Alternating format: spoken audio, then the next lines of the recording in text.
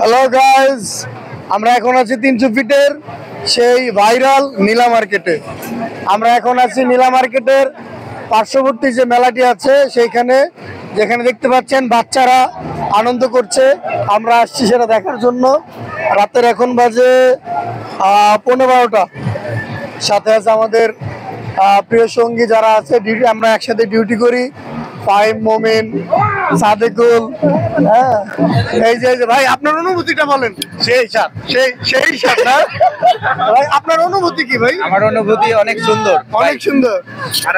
ওই কিরে মধু মধু মধু, আপনার অনুভূতি কি? অনুভূতি অনেক ভালো, অনেক ভালো।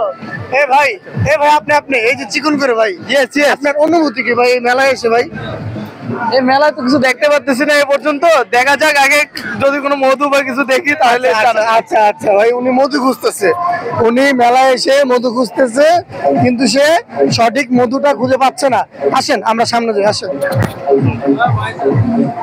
আসেন সামনেই যে আমাদের আরো কিছু ভাই আছে।